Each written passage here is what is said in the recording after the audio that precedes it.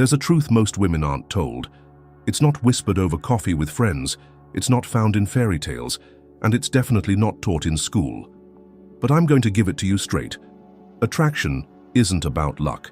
It's not about being the prettiest woman in the room, or the most agreeable, or even the most giving. It's about understanding something deeper, something few dare to explore. You see, love and desire aren't some soft, romantic games of chance. They are forces of nature, wild, unpredictable, and deeply psychological. And if you don't learn how to work with them, they'll work against you. Carl Jung once said, "Until you make the unconscious conscious, it will direct your life, and you will call it fate." That's exactly what happens in dating. Women fall into patterns, chasing emotionally unavailable men, giving too much, or waiting endlessly for a man to see their worth. And then they call it bad luck. But what if I told you that you could flip the script? Imagine you're walking through a dense forest. You don't have a map, just instinct. And every time you think you're on the right path, you end up lost again. That's how love feels for so many women. A foggy, confusing place where they give, hope, and wait, while men chase someone else. But what if you could become the flame instead of chasing moths? You see, a man doesn't truly desire what comes easily. He desires what touches his soul, unsettles his ego, and awakens the parts of him even he doesn't fully understand. That's the feminine mystery. When you stop performing and start embodying. When you stop asking, "What do I need to do to make him like me?" and start asking, "Why have I forgotten my own worth?" This is not about tricks. It's not about pretending to be something you're not. It's about reclaiming a power you were always meant to carry. Jung talked about the anima, the feminine force within every man. The woman who understands how to awaken that inner archetype in a man doesn't need to chase. She pulls, not by demanding attention, but by evoking something deeper. You want him to chase you? Then stop running after him. Stop overthinking your texts, your timing, your tone. Stop showing up in ways that make you forget yourself. You don't catch a wave by swimming after it. You position yourself, and when it rises, you ride it. That's how attraction works. Subtle power, deep presence, conscious magnetism. We're going to dive into the real psychology behind what makes a man crave you. Not just your body, but your essence. Not just in the beginning, but in the long game. Because while others are playing checkers, we're about to play chess. And Jung is sitting right beside us, reminding us that the privilege of a lifetime is to become who you truly are. So if you're tired of being confused, tired of chasing breadcrumbs, and ready to become the woman men feel pulled toward without even knowing why, you're in the right place. Before we begin, take a second to like and subscribe, not just for more insights, but to help spread this message to women everywhere who are ready to stop chasing and start becoming. Now, let's get into it. Because once you understand what I'm about to share, everything changes. Number 1. Triggering emotional responses. Why logic doesn't work. Why is it that some women, no matter how beautiful or successful, seem to struggle to truly move a man emotionally? Why does logic, clear communication, good intentions, thoughtful messages, often fall flat when you're trying to build something real with him? Because men, just like women, aren't changed by logic. They're transformed by feeling. Carl Jung once said, "People will do anything, no matter how absurd, to avoid facing their own soul." A man might say he wants peace, simplicity, or no drama. But what truly draws him in is emotional depth, the kind that quietly unsettles his surface and calls out the deeper parts of him he's been trying to ignore. Imagine his emotions like a frozen lake. You walking across it with reason and facts is like tapping the ice with a stick. It echoes, but it doesn't break. But drop something heavy, unexpected, real, vulnerable, and suddenly the cracks begin to form. Beneath the surface, something stirs. That's where the connection begins. If you've ever poured your heart into long messages, tried to make him understand how you feel, or explained over and over why you're worth it, only to be met with silence, coldness, or confusion. You've been knocking on the wrong door. It's not logic that opens a man's heart. It's impact. It's the ability to create emotional contrast, moments that make him feel alive, uncertain, challenged, curious. That's how the feminine works. She doesn't knock, she dances through the cracks. She doesn't demand his attention, she invites his surrender. This isn't about playing games, it's about embracing the truth of human nature. We don't bond over perfect behavior. We bond over emotional resonance, a moment of vulnerability, a playful tease, a mysterious silence.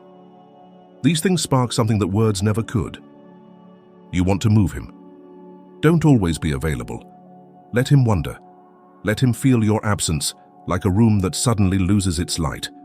Be warm, but not always predictable. Offer him your laughter, then your silence. Be the breeze that calms him, and the storm that stirs him. Not because you're trying to manipulate him, but because you understand that love is not built in the mind. It's built in the soul. When you trigger a man emotionally, whether by inspiring admiration, challenging his ego, or evoking a part of him he doesn't show the world, he remembers you, not because of what you said, but because of what you made him feel. Jung believed every man carries within him the image of the eternal woman, the anima. She is not just soft and nurturing. She is wise, chaotic, powerful, and deeply intuitive. When you embody those layers, when you stop trying to be logical and start being felt, you become unforgettable.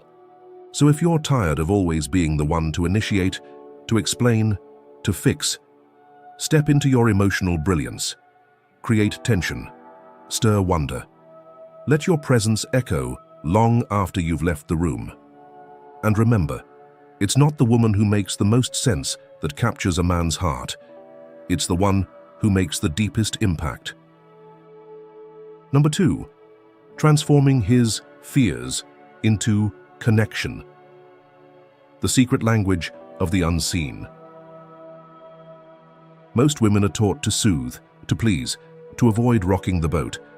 But what no one tells you is this: if you want to connect with a man on a level that goes beyond physical attraction, you must learn to see what he hides, his fears, his wounds, the shadows he doesn't even admit to himself. Carl Jung believed that our psyche is a house with many rooms, some filled with light, others hidden behind locked doors. The problem is, most people live only in the rooms they're comfortable in. Men are no exception. In fact, many men spend their lives avoiding their emotional basement, the place where fears live. Fear of failure, fear of being seen as weak, fear of not being enough, fear of being truly known and then abandoned anyway. So much of what a man shows the world, his strength, his confidence, his emotional detachment, is not his true nature, but armor. And if you mistake the armor for the man, you'll never touch what's real. But here's the secret. When a woman sees not just what a man shows, but what he hides, she becomes unforgettable. Not because she exploits his fear, but because she speaks to it. Think of the ocean. On the surface, it's all waves and movement. But deep down, there's silence, pressure, and mystery. That's his inner world, and most people never dive deep enough to reach it. What does this look like in real life? It means recognizing when his coldness is actually fear of being vulnerable. It means understanding that his silence might be shame, not disinterest. It means noticing how much energy he spends pretending he doesn't care, when in truth, he's terrified of losing control if he lets himself care too much. When you become the woman who sees beyond the mask, who gently but unflinchingly holds up the mirror to his soul, you change the dynamic. You awaken something in him, an ache, a pull, a feeling of being seen. And being truly seen is both terrifying and addictive. This is not about using fear as a weapon. It's about understanding how fear shapes behavior and knowing how to meet it without losing yourself. Remember 50 Shades of Grey? Most people think Anastasia was powerless, but look closer. Christian Grey, for all his dominance, was terrified of emotional intimacy. His greatest fear wasn't losing control, it was being known and still unloved. Anna's real power came not from submission, but from staying present with him through his fear. She didn't play his game, she saw him. And that changed everything. You don't need to manipulate a man's fears to make him chase you. You just need to be the woman who doesn't flinch in the presence of them. Jung taught us that the shadow, the part of the self we hide, is not evil. It's just unloved. The woman who can love a man's shadow, not by sacrificing herself, but by staying rooted in her own truth, becomes irreplaceable. But here's the line you must never cross. Never carry his fear as your burden. You are not here to fix him. You're here to mirror him, strong, grounded, and emotionally aware. That contrast is what creates magnetism. A man doesn't chase the woman who gives him comfort alone. He chases the woman who brings him into contact with his own soul. When he realizes you are the calm in his chaos, the mirror to his fears, and the one who still doesn't try to change him, he won't know why he thinks about you constantly. He just will. This is your power, not in dominance, but in depth, not in control, but in consciousness. Because when you can hold space for another's fear without shrinking your light, you don't need to chase, you attract. So the next time you feel the urge to fix, to explain, to earn his love, pause. Ask yourself, what is he really afraid of? And how can I show up as a woman who is no longer afraid of fear? That's where true connection begins. If this opened your eyes to something you've always felt but couldn't quite name, share this message, like, subscribe, and help other women step into their intuitive power, not through games, but through awareness. Now let's keep going, because the more you understand his inner world, the more naturally he'll be drawn into yours. Number 3. The magnetic dance of mystery and presence.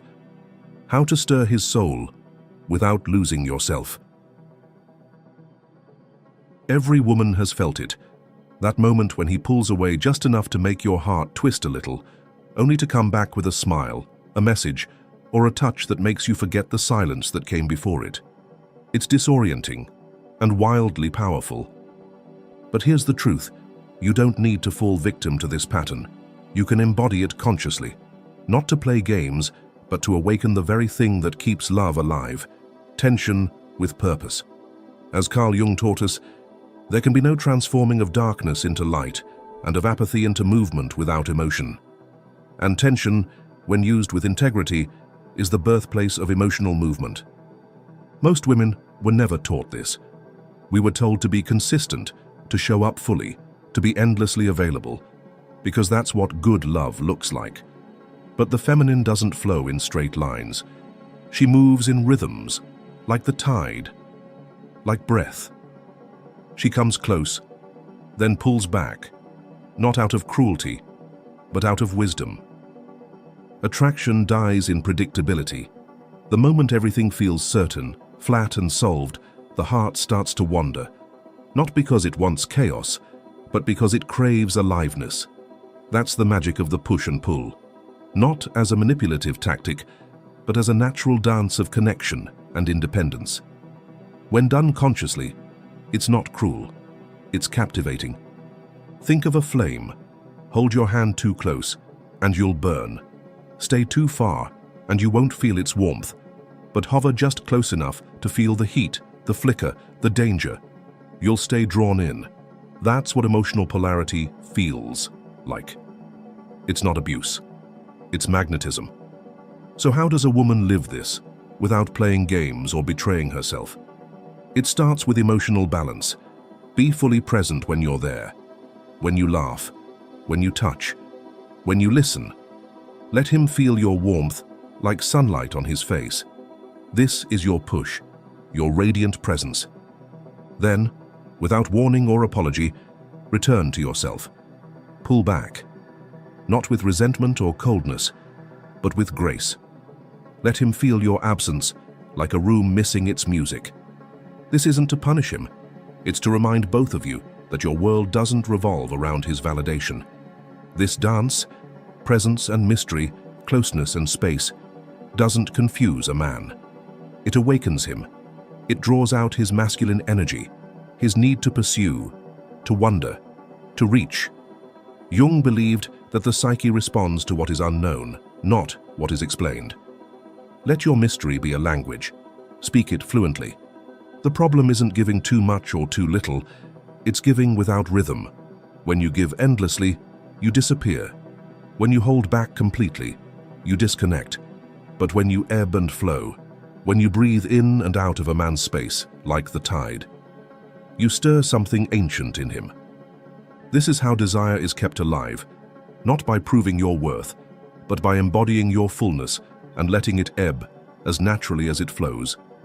So if you want him to think of you when you're not there, don't remind him.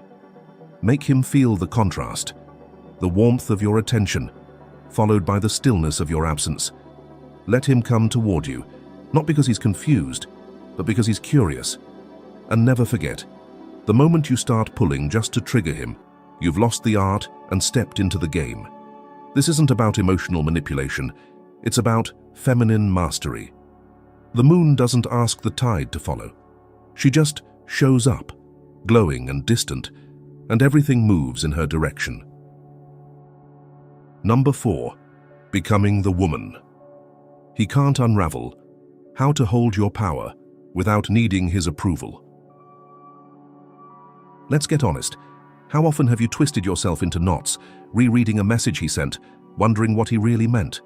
One moment he lifts you up, the next he drops a quiet comment that leaves you questioning your worth. It feels subtle, but it stings. And suddenly, you're not sure if you're glowing or too much. Welcome to the invisible tug-of-war between confidence and craving. But what if you could step out of that game entirely and into your own unshakable presence? Carl Jung said, "The most terrifying thing is to accept oneself completely." And that's exactly where your power lies, not in being flawless, but in being whole. Because the moment you rely on someone else, especially a man, to confirm your worth, you become vulnerable to every shift in his mood, every withheld compliment, every cryptic critique dressed as honesty. The truth is, many men, sometimes unconsciously, engage in what seems like emotional teasing, lifting you up, then pulling away. A compliment with a twist, a look that lingers, then cools. One moment you feel like the center of his universe, and the next, you're orbiting his indifference. It's not always malice. It's psychology. It's how the ego asserts control. Jung called it the shadow at play, the parts of ourselves we don't want to see, but that still show up in how we relate to others. A man might undermine your confidence not because he wants to hurt you, but because it keeps him feeling powerful in his own uncertain world. But here's your turning point. When you start seeing the pattern, you stop being pulled by it.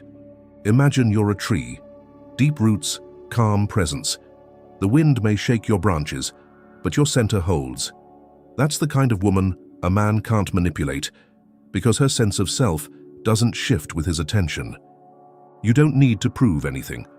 If he compliments you, say thank you, without lighting up like the sun just came out. If he questions your choice, smile and stand by it.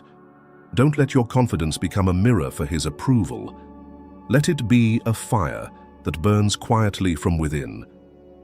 When you stop needing him to validate your beauty, your intelligence, your energy, you become magnetic in a way that no strategy can replicate.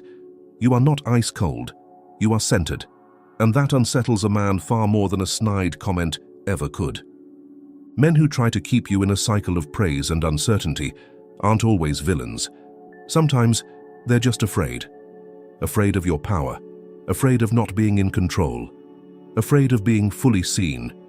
Jung believed that a man often projects his inner feminine, the anima, onto the woman he desires, and when she shines too brightly, he may try to dim her, just enough to feel safe again. Don't shrink. Be the woman who sees the game but doesn't play it. Be the woman who can be admired, questioned, misunderstood, and still remains whole. You don't need to chase clarity. You are clarity. So the next time he says something that makes you question yourself, don't spiral. Smile, take a breath, and remember who you are. Your worth is not on the line. And the more you root into that truth, the more power you hold, not over him, but over your own heart. If this resonates, like and subscribe. Help spread this message to women who are ready to trade confusion for clarity and craving for confidence. Because once you know your value, nothing he says or doesn't say can shake it. Number 5. The quiet power of selective vulnerability. Why mystery moves deeper than oversharing. Let's get something straight. Emotional openness is beautiful, but when it's poured out too soon, too fast, or without balance, it doesn't create connection. It creates collapse. Carl Jung once said, "Your vision will become clear only when you can look into your own heart. Who looks outside, dreams. Who looks inside, awakes." But awakening doesn't mean laying every piece of yourself bare on the first encounter. It means knowing what to reveal, when to reveal it, and why. Many women are told they should be emotionally available to show they're real, caring, open-hearted. But emotional depth isn't proven by how much you share. It's felt in how present you are. A man doesn't fall in love with a woman who tells him everything. He falls in love with the mystery he senses beneath her silence, with the inner life she hints at, but does not hand away. Think of a fire.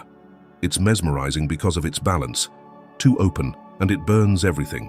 Too closed, and it dies. But held carefully, it glows. That's what real emotional magnetism feels like.